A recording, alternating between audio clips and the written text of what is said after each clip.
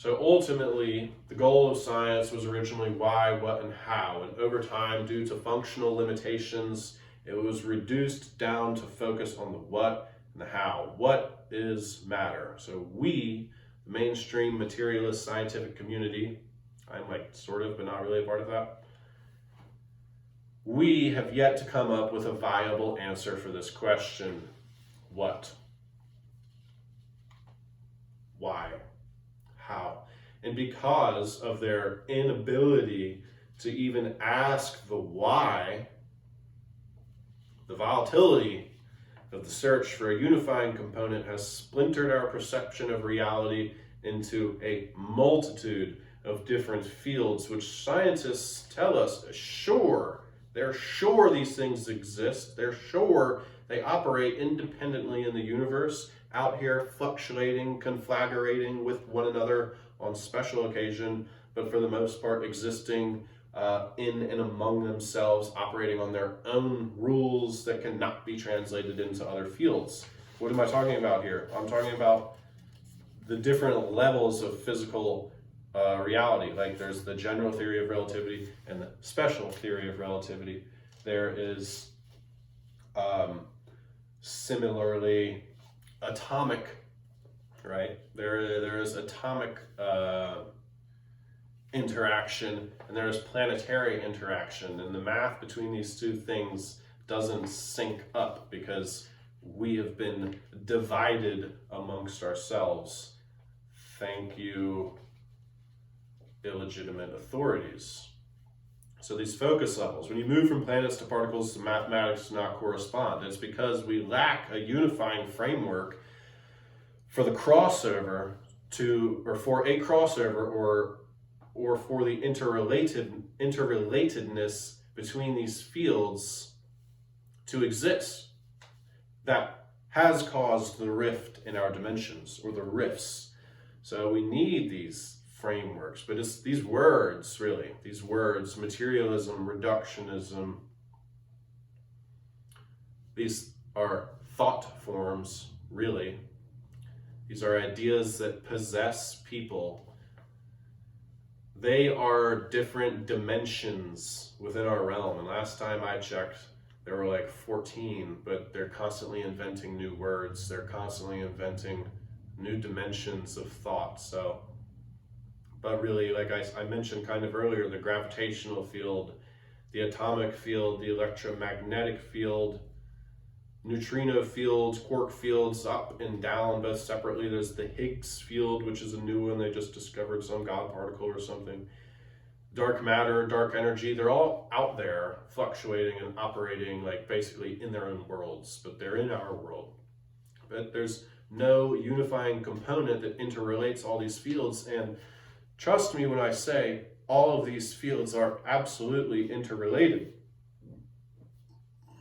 So without a unifying component that explains the similarities at every focus level, we as a species have essentially lost the forest for the trees because of scientism, because of materialism, which we all have in the Western world been culturally endowed with, suffer the negative effects of living on these foundational misconceptions of reality. So ask yourself, why is there a perpetual war?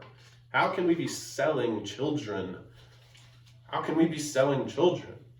How can we have sex slave markets? How can we have slave markets? Human slavery never went away. Out of sight, out of mind. Not my mind. How can we have these wars? How can the majority of the population in certain continents not even have enough food or water to drink? Like, there's only 4 things that every single human being needs.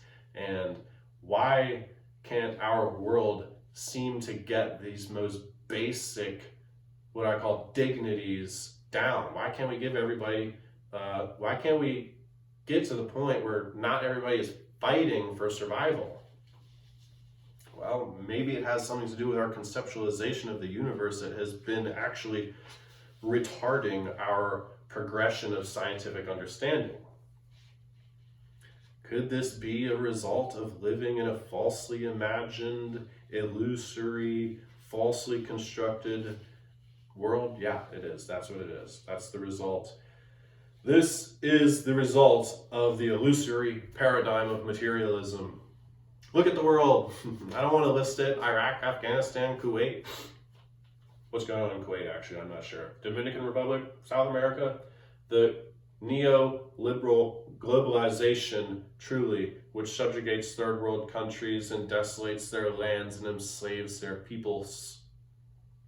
It is the destruction of our very own home, our pillaging of our mother that is going on, of nature. We're killing our own selves. This self-harming idea of scientism, of materialism, is guiding our culture into an abusive relationship with ourselves. So how the F do we get out? How do we get out of this shit? It's horrible. None of this would be happening if we could conceive and create from a more truthful rendition of the basic universal truths, as I've tried to shed light onto. These true universal principles are a biocentric reflection of you. Reality is not derived from physical interaction. The reality is a fundamentally interpretive universe. Your ideas about reality create reality. The universe is dependent on the existence of an observer who is fundamentally non-local to physicality and is simultaneously creating reality by their thoughts about it.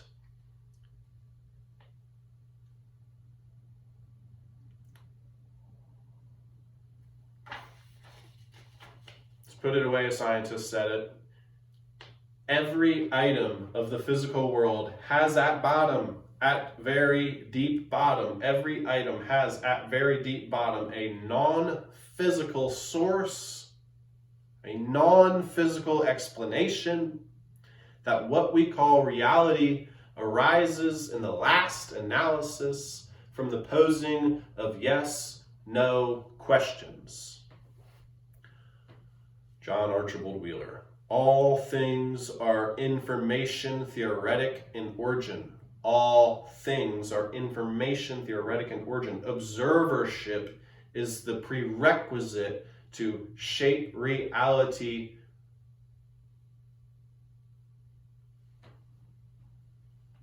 One more time. Observership is the prerequisite for the shaping of reality.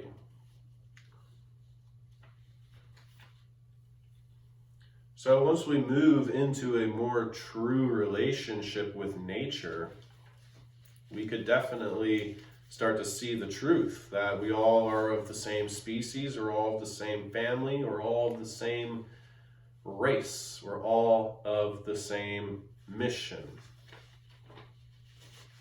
And so we should love our neighbor is the point of that, so that we might come together of our own accord, take command of our own livelihoods, our own dignities, and circumvent the necessity of the third party, centralized, authoritative nanny state's overreach into our personal livelihoods, so that we might live as we were destined to be, the masters of our own fate and the sovereign creators of our own reality.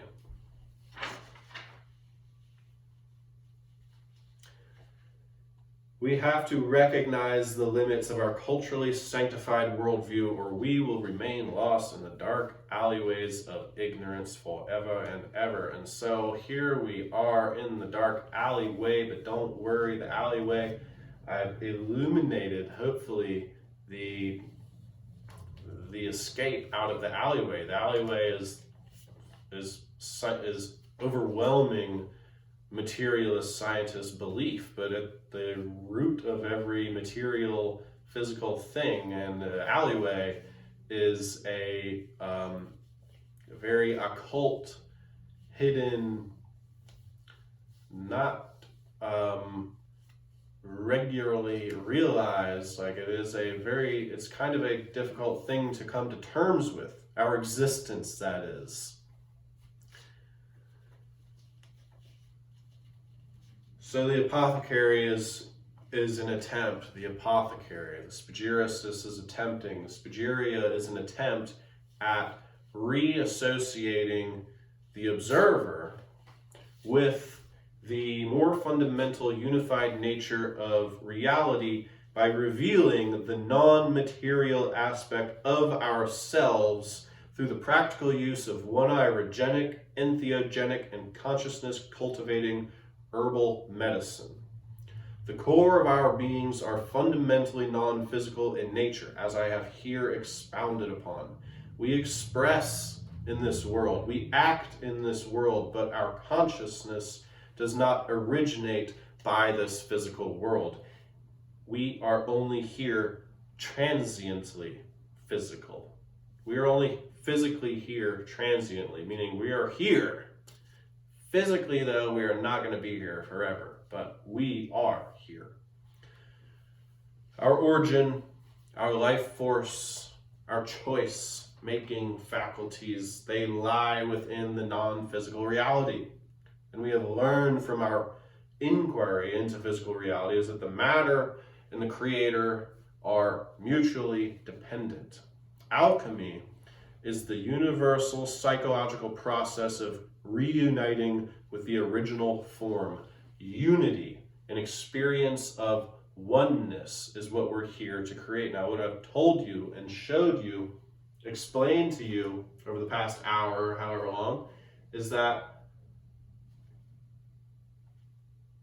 our world has been divided through misunderstandings and maybe even lies. Our language has confounded us to the point where we literally don't know what we are, and we are what we are. So how can you not know what you are? Well, the language, the simulacra, it is confounding. And so uniting with yourself gives you an experience of the oneness which we are seeking from the universe. We're trying to understand the universe and develop the unified field and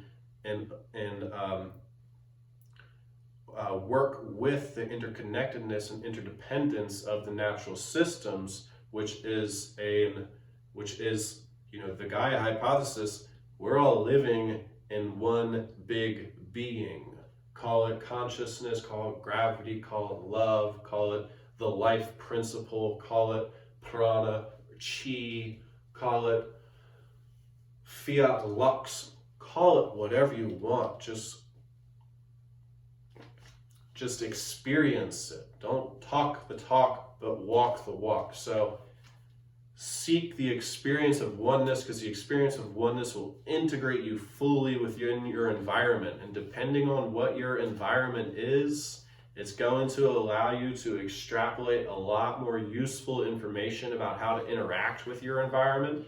This is really important because you could be like Muhammad in the cave or Jesus in the desert, or you could be a NASA physicist. You could be a chemist. You could be somebody in the pharmaceutical industry. You could be somebody that has great power over this matrix that we're living in. And when you bring the power of the non-physical, which is the source of everything, into your action, into your daily life, into your inventions and your creations, you're going to change the world, okay? And you're going to do it in ways that you never imagined, as long as you let your what you could say is just let the non-physical self guide you, because the physical, it is but dust to the non-physical. So unite with the original form. To unite with the original form is an experience that comes through the personal inquisition into the nature, inquiring into the nature of our own being in a state of meditation and mindfulness. This meditation and mindfulness, whole being healing we call it, is an integral function of our being that manifests the ever so persistent experience of reality. The more meditative, the more mindful you become, the more of reality you experience. And the beautiful thing about meditating is you don't need anything, you don't need to go anywhere. That all the answer, well, all the things you seek are within you. So that's really just an attempt. This is all just an attempt to get you to close your eyes and listen to yourself, truly, because it's the connection between mind and matter, apparent matter, and the non-physical matter. Is this connection between the physical and the non-physical that lies greatly, greatly unexplored in the modern era, basically due to our cultural belief systems and the fact that we have just gotten out of this period of people killing other people for learning things. And again, they're still doing that crap, but we here in the first world, in the civilized world, we have the opportunity and the possibilities, and we have the knowledge, and we have the know-how, we have all the tools to dissolve our pseudo-knowledge, to dissolve our belief systems, which are used as like the veneer that camouflages the absurdities and spookiness of the true reality beyond the scope of the purely limiting physical matter construct.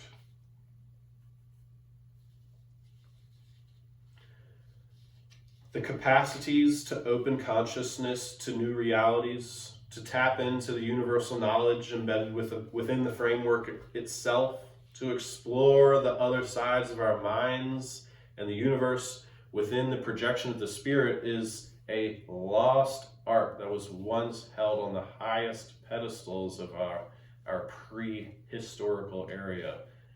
Prehistorical, like 11,000 BC and beyond. There was an ancient civilization, you better believe it, and they had the knowledge. Where do you think I'm getting it all from? We are once again at the greatest precipice in human history, and that is just before the collective discovery of the true nature of self and of reality being reincorporated back into the human experience to bring our social development to the next fuller and grandest vision of who and what we truly are. It is science and the world's, like the culture, our collective understanding. It's our next greatest step and evolution, is for us to collectively discover our capacities and actionables in the non-physical domain of reality, which is why I'm here explaining to you the separation between physical reality and non-physical reality, and how to experience the non-physical reality. I mean, yeah, we can do it through photonic experiments, but you can do it through meditation, and I've got some herbs to help. Take them. Yep, it only comes, well, it doesn't only come. It comes easily through the introspective analysis of the depths of your own soul. So, what we're trying to create here is Jivan Mukta, which is a term I used earlier. So it is these are the tools, right? These are the tools to achieve the unitive state of Jivan Mukta. In other words, the solution to the madness is the assimilation of infinite and divine knowledge and power, gained through complete self-knowledge and self-realization.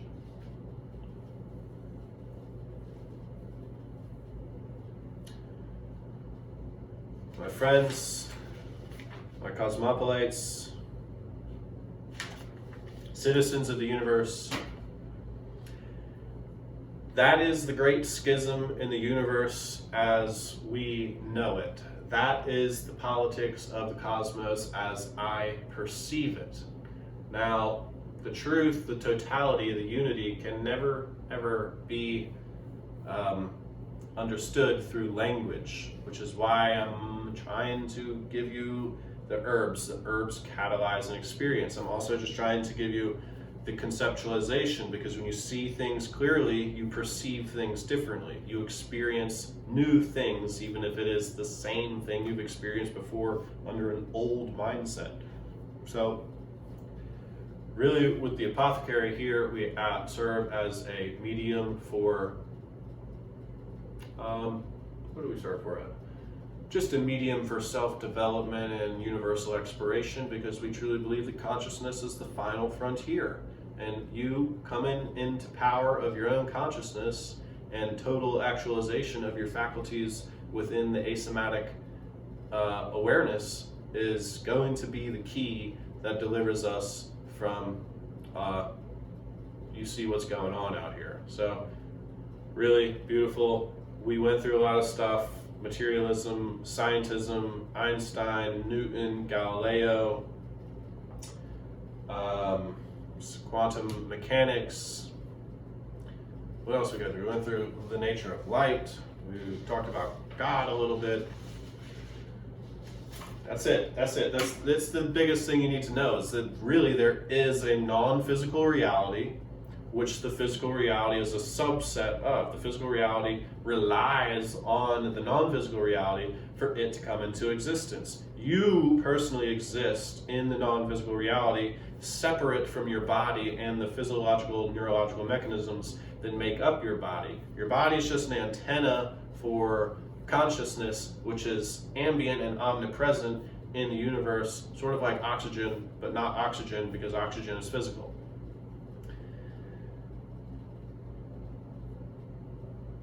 It's with these bodies. Well, maybe I should just wrap this up, but yeah, I'm going to wrap this up. You guys have a beautiful existence. And I'll see you in the non-physical. I'll see you on the other side, where we all are chilling already. If you're on this wave, you made it this far in the video, we're on a frequency. God, be lasting in love, be lasting in strength, be lasting in sovereignty. I thank you for your existence. How do I wrap these things up? I love you. That's all. I love you guys.